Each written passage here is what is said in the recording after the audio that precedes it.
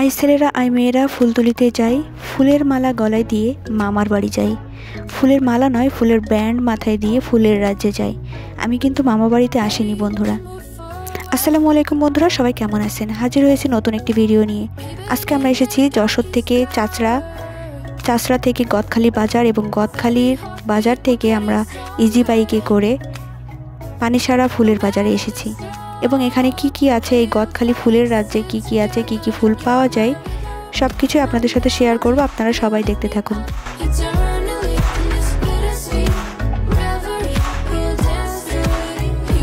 আমরা ঠিক করেছি একদম শেষে যাব বাজারে, শেষ থেকে আমরা দেখা শুরু করব। দেখতে দেখতে আমরা প্রথম দিকে আসব। সবাই সাথে থাকুন বন্ধুরা।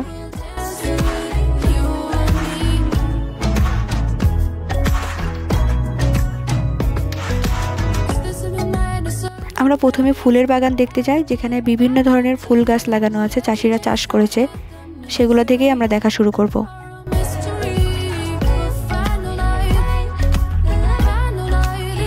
আমরা যেতে যেতে একটি গ্রিন হাউস দেখতে পাই, এবং গ্রিন হাউসের ভিতরে বিভিন্ন রং বেরঙের ফুলের গাছ লাগানো আছে। দেখতে খুবই সুন্দর লাগছে বন্ধুরা।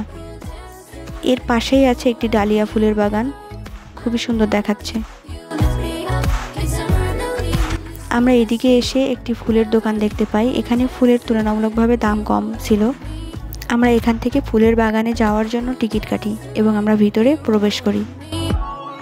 এবং এখানে বন্ধুরা এত রং বেরঙের গোলাপ, যা আপনারা না দেখলে কেউ বুঝতে পারবেন না, এবং ফুল দেখলেই আপনার ছিঁড়তে ইচ্ছা করবে। কিন্তু বন্ধুরা এখান থেকে একটা ফুলও ছেঁড়া যাবে না, কারণ এখানে ফুল ছিঁড়লেই আপনাকে জরিমানা দিতে হবে।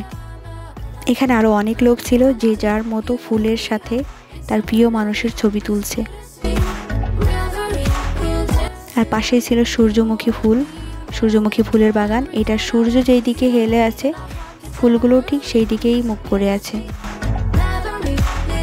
আর সূর্যমুখী ফুল দেখে সূর্যমুখী ফুলের সাথে সেলফি তুলতে আমার একটু ভুল হলো না।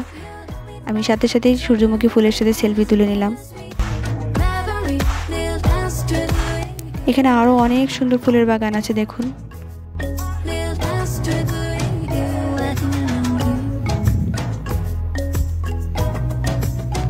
ফুল ও প্রকৃতিপ্রেমী হাজারো মানুষ এখানে ছুটে আসে। এটা সারা বাংলাদেশের ভিতরে বিখ্যাত একটি জায়গা। গদখালি বাংলাদেশের ফুলের রাজধানী হিসেবে সুপরিচিত। যশোর জেলা শহর থেকে বেনাপোলের দিকে মাত্র 18 কিলোমিটার এগোলেই গদখালি বাজার। আমরা ফুলের বাগান থেকে বের হয়ে প্রথমে যেই ফুলের পার্ক ছিল সেখানে আমরা প্রবেশ করি। এখানে আমাদের 40 টাকা করে টিকিট নেয়, এবং এই পার্কের ভিতরে কি কি আছে সব কিছুই আপনারা দেখতে পারবেন এই ভিডিওতে।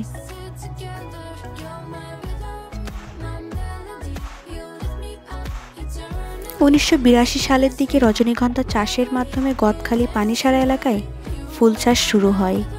বর্তমানে এখানকার প্রায় 6000 ফুল চাষি 1200 হেক্টর জমিতে বাণিজ্যিকভাবে রজনীগন্ধা, গোলাপ, জারবেরা, গাঁদা, গ্ল্যাডিওলাস, চন্দ্রমল্লিকা সহ 12 ধরনের ফুল চাষ করে থাকেন।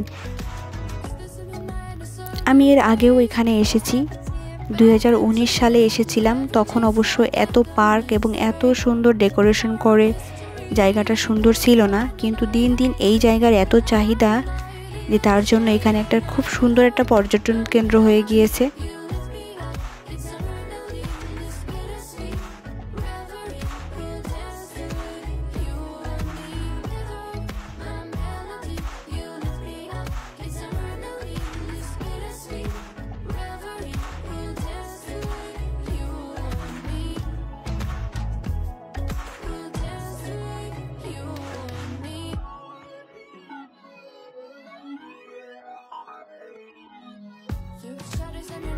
ছুটির দিনে পরিবার নিয়ে ঘুরতে আসার জন্য এই জায়গাটা খুবই সুন্দর।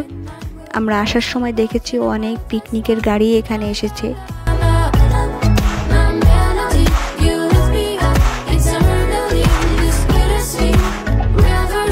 এই পার্কের সবথেকে সুন্দর এই জায়গাটা, যেখানে ছবি এবং ভিডিও করার জন্য আপনি সিরিয়ালই পাবেন না, এত ভিড় ছিল এখানে।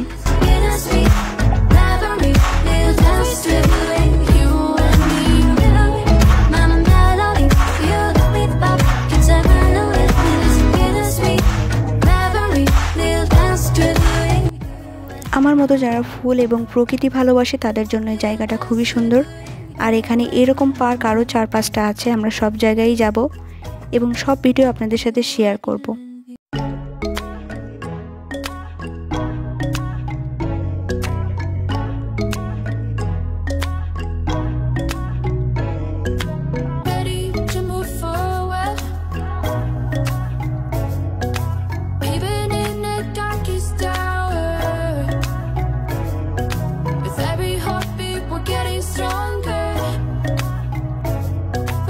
ভিডিওটি অনেক বড় হয়ে যাবে যদি সবগুলো পার্কের ভিডিও একসাথে দিই। এই জন্য আমি পার্ট 1-এ শুধু এই পার্কের ভিডিওগুলোই দিব এবং পার্ট 2-তে আমি বাকি পার্কের ভিডিওগুলো দিয়ে দিই, সেগুলো আপনারা পার্ট 2-তে দেখতে পাবেন বন্ধুরা।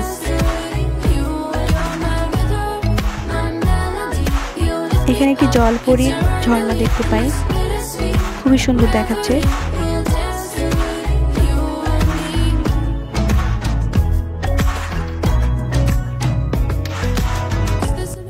আমরা পার্কের বাইরে চলে এসেছি এবং বাকি যে পার্কগুলো আছে আমরা সেখানে যাব।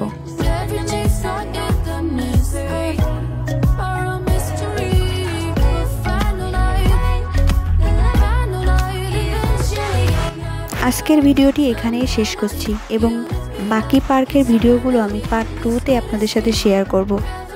অবশ্যই আপনারা দেখবেন।